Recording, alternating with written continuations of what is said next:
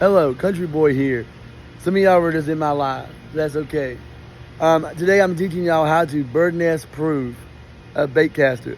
A lot of people, these things are scary to them because they don't realize if you set them and tune them just right, they will not backlash. They will not bird nest. And like I said, today I got, there's a bobber to help y'all visually see the cast, and then a half-ounce lead weight to help me cast it out. Now, to get y'all started, I'm going to show y'all what y'all might get a hold of. First, this right here is called the tension knob. The tension knob. That controls how much pressure that's on the spool. The tighter that is, the less that moves when you release it. Over here, you got the magnetic brakes. Magnetic brakes. Usually goes from all the way from minimum all the way to 10. Mine's wore out, so you have to bear with me. This is how you'll probably get it in a store. I mean, a lot of times they don't even have line on them. Mine's got 20-pound line on it. So here's what you do. You'll get it like this. And when you get it, you'll drop like a rock, like this. All right, that's what you don't want. That's how bird nests happen. You do not want it to where it just flies down to the ground. You want to take this knob right here, this one right here, tighten it to where this bobber up here, when you release it, does not move unless you flick the rod. See, now it's slowly going down.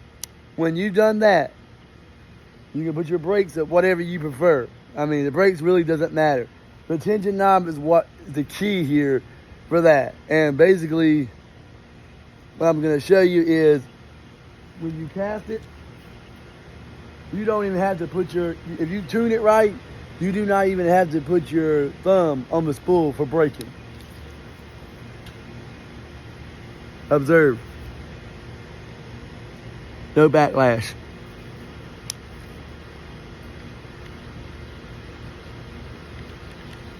Go back up.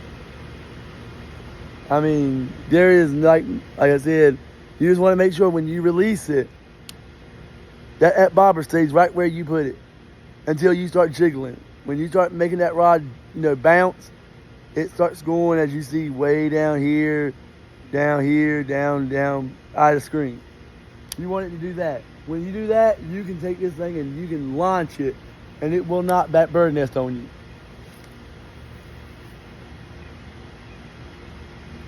Again, no bird nest whatsoever. It's all about how you tune the baitcaster. As I said, I'm not even touching the baitcaster and rod and reel. The only thing I did, and a lot of people don't understand because the baitcasters are complicated, they said. All it is when you set this is the release. That's how you cast. This button right here. This knob right here, the looser you make it, watch the bobber, the faster it falls down. The tighter you make it,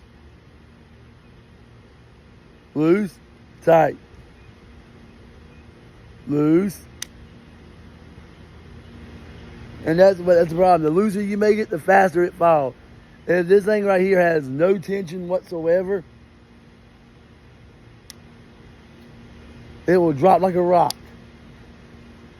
And as I said, you don't want that. That's how bird nests happen. You want it to where it's so snug or so tight that when you release it, now that's where I prefer it, right there, where it slowly drops. Observe again.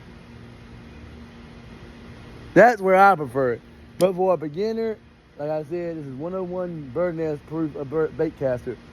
You want it to where when you hit the release, you can see the bobber does not move. And for the ones who's going to ask that question, I already had it in my live. Yes, this is a spin rod. At the time when I first bought this 6 months ago, I didn't know if I was going to like it. So pretty much this is what I'm using right now until I get some extra money. So this right here is my spin reel on a bait casting rod. Like I said, with this set up the way it is, I can almost hit that cornfield, which is about 55, 60 miles. I mean, 65, 60. 55, 60 yards from where I'm at. I'm not even going to edit that out. I ain't going to lie. That was too funny. Yeah, I can cast at 60 miles. But anyways, I'm going to show y'all one more power cast. And there you have it. Yep, again, no bird nest whatsoever. We're going to wind it all back up. Like I said, I can hit the cornfield, but like I said, right now I've got it what they call bird nest proof. And right now, I'm still casting probably 50, 60 yards. Now, if I cast it where I told y'all before, right there where it's slowly dropping down, then I can cast a little bit further, like this. So, and then when I take all the tension off of it, I can cast all the way out to the cornfield, which is around 60 miles. But there you have it. That is how you cast a baitcaster 101. So I hope I've helped y'all. I hope, if you got any questions, send it into the comments. I get this a lot, so I try to do a live every once in a while to answer people's questions about this. This right here is the tension knob. This right here is the brakes. I don't really mess with the brakes that much unless it's really windy. But mostly what I mess with is this tension knob. That's your key. The tighter you get this, the less likely you will have a bird nest. That's all you have to remember.